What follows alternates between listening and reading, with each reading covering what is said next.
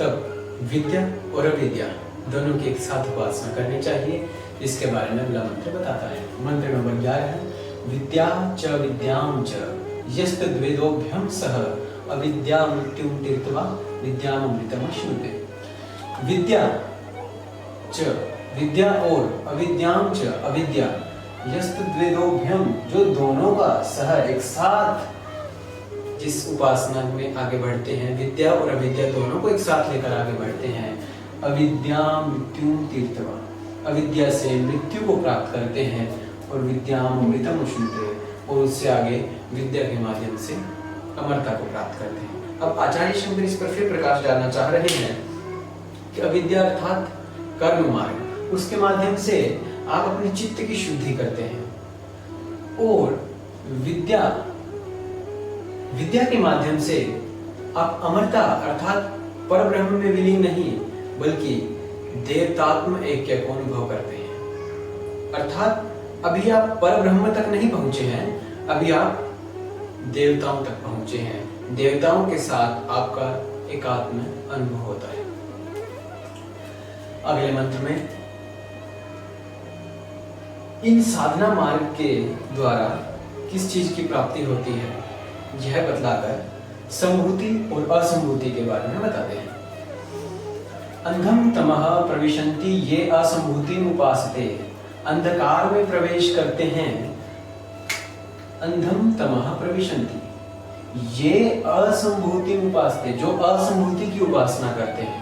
अब असंभूति को जानना अति आवश्यक है। आचार्य शंकर के अनुसार असंभूति अव्यक्त प्रकृति है। असंभूति अव्यक्त प्रकृति है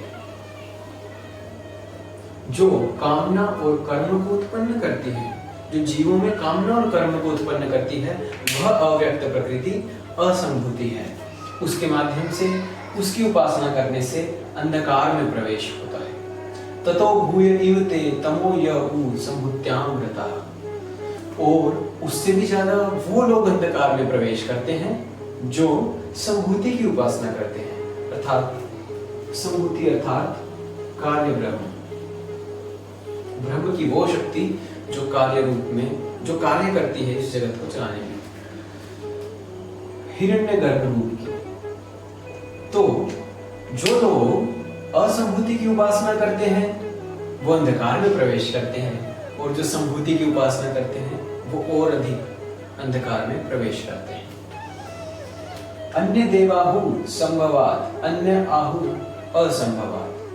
संभव संभूति के अन्य गुण अन्य फल बताए गए हैं और असंभूति की उपासना के कुछ अन्य ही फल बताए गए हैं। इति शुश्रुम धीराणाम, धीर लोगों से इस प्रकार की बातें सुनी है। नस्तद्विच चक्षुरे, इस प्रकार की व्याख्या उनके द्वारा की जाती है। अर्थात संभूति का जो फल है वो कुछ और है और असंभूति का फल कुछ और है। इस प्रकार की बात धीर पुरुष बताते हैं। अब उनका फल बताते हुए कहा जाता है संभूति च विनाशम।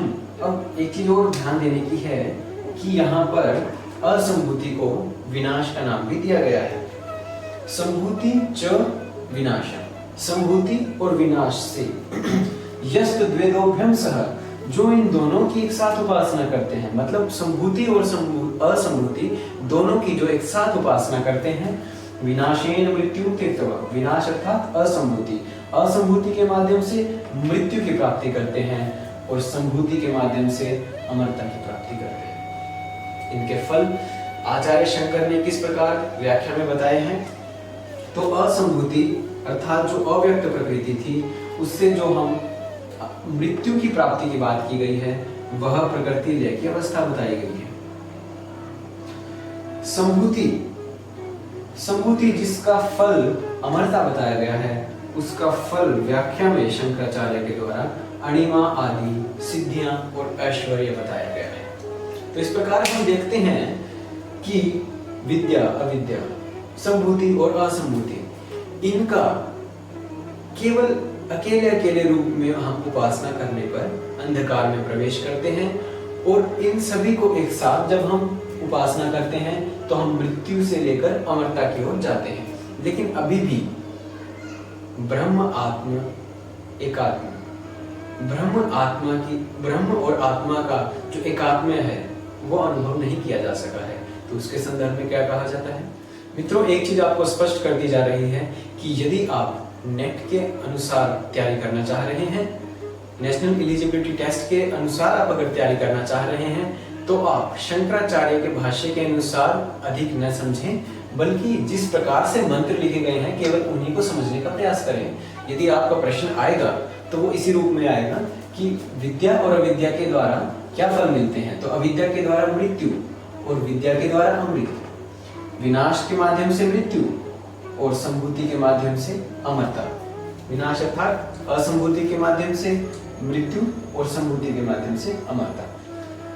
तो अंतिम 4 मंत्रों में इस पूरे उपनिषद का सार बताया गया है। जो इस पूरे उपनिषद में उद्देश्य, जीवन का उद्देश्य बताया गया है, उन सभी को इन 4 मंत्रों में बताया गया है। तो साधक कहता है, हिरण्यमयेन पात्रेण, सोने के समान जो पात्र है, सत्यस्यापि हितं मुखम, सत्य का मुख छुपाए हुए है। सत्य अर्थात परब्रह्म, जिसमें हमें विलीन होना है, उसका मुख छुपाए हुए सोने रूपी पात्र है, सोना रूपी पात्र है। तत्वम पूषण पावृणु, तो हे पोषण करने वाले, पूषण अर्थात पोषण करने वाले, आवृणु अर्थात हटा ले, सत्य धर्माय, सत्य और धर्म का अनुसरण करने वाले मुझ में, मेरे सामने से दृष्टि देखने के लिए, अर्थात सत्य और धर्म इनका अनुसरण करने वाला मैं आपके स्वरूप को देखना चाहता हूँ। और आपका जो सत्य रूपी मुख है, आपका जो चेहरा है या आपका जो अनुभव है, उसके समक्ष, उसके सामने जो हिरण्यमय पात्र दिखाई दे रहा है, कृपया उसे हटा ले। इसके बाद अगले मंत्र में आत्मा क्या अनुभव करती है, ऐसे समय में आत्मा क्या अनुभव करती है, उसका वर्णन किया गया है। पूषण्य अर्थात पोषण करने वाले, पूषण्य कर्षे यम अर्थात, यम अर्थात सर्वनियंता, सूर्य, प्रजापति, प्रजापति के पुत्र, व्यूह, रश्मि समूह। तो हे पोषण करने वाले, हे नियंता, हे सूर्य, प्रजापति के पुत्र, आप अपनी रश्मियों के समूह को अब समेट लें। अर्थात ये जो पूरा जीवन है, इस पूरे जीवन को चलाने के लिए जो आपकी रश्मियां थी, उनको अब आप समेट लें। तेजो यते रूपम, आपका तेजोमय रूप, आपका कल्याणतमम, कल्याणमय रूप, तते पश्यामि, वह मुझे दिखाई दे रहा है। सो असावसो, हे सूर्य की आत्मा, सूर्य अर्थात जो पूरे विश्व को चला रहा है, उसकी भी आत्मा अर्थात जो पूरे विश्व को चलाने वाला है, उसको भी चलाने वाला, अर्थात पूरे ब्रह्मांड को चलाने वाला ऐसे पुरुष, हे परम पुरुष, सोहमस्मि, ऐसा ही मैं हूं। अर्थात जब आत्मा का दर्शन होता है, जब आत्मा का साक्षात्कार होता है, तो उस समय में सोहम का भाव उत्पन्न होता है।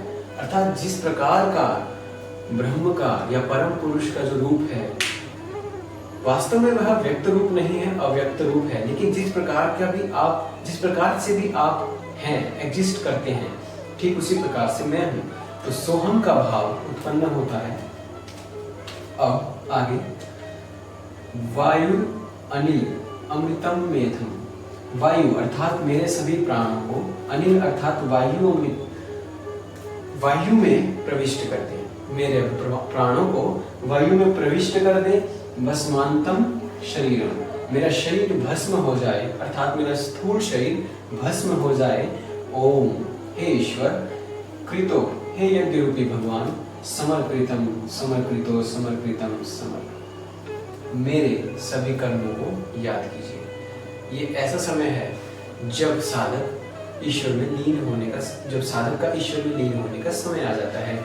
उस समय साधक कहता है कि मेरे प्राणों को वायु में प्रविष्ट कर दीजिए, मेरा शरीर भस्म हो जाए, और हे यज्ञ रूपी भगवान, आप मेरे कर्मों को याद करें। अग्नेन्य सुपथाराय अस्मान, हे अग्नि के अधिष्ठात्री देव, अब हमें उस सुपथ से, उस सुंदर मार्ग से वहां पर ले चले, उस पर ब्रह्म के पास ले चले। विश्वानि देव वयुनानि विद्वान, विश्वानि अर्थात सभी, वयुनानि अर्थात कर्म, विद्वान अर्थात जानने वाले, मेरे सभी कर्मों को जानने वाले हे विद्वान, अब आप हमें सुंदर मार्ग से उस रास्ते की ओर ले चले। युयोधयस नष्ट कर दे, जुजुराहणम अर्थात जो मार्ग में जो भी बाधाएं आ रही हैं, अर्थात पाप कर्म। जब सभी कर्मों को याद किया जा रहा है तो उस समय जो मार्ग में बाधाएं हैं, अर्थात जो पाप कर्म हैं, उनको आप नष्ट कर दें। और भूयिष्ठम ते नमुक्तिम विधेम, मैं बारंबार, भूयिष्ठम अर्थात बारंबार, ते नमुक्तिम विधेम, मैं आपको नमस्कार करता हूं। अर्थात इस समय जब साधक ब्रह्म के साथ अपना एकात्म महसूस करता है, उस समय साधक कहता है कि आप मेरे जितने भी पाप कर्म हैं उन सभी को दूर कर दें, उन सभी को नष्ट कर दें। मैं आपको बार बार प्रणाम करता हूँ, आपका जो रूप है ठीक वही रूप मेरा है, मैं ये स्पष्ट रूप से देख पा रहा हूँ। तो इस प्रकार आदि गुरु शंकराचार्य ईशावास्य उपनिषद का अद्वैत रूप में वर्णन करते हैं। उम्मीद करता हूँ कि यह वीडियो आपको पसंद आई होगी और कुछ न कुछ आपके ज्ञान में अभिवर्धन हुआ होगा। तो मिलेंगे अगली वीडियो में, तब तक के लिए नमस्कार।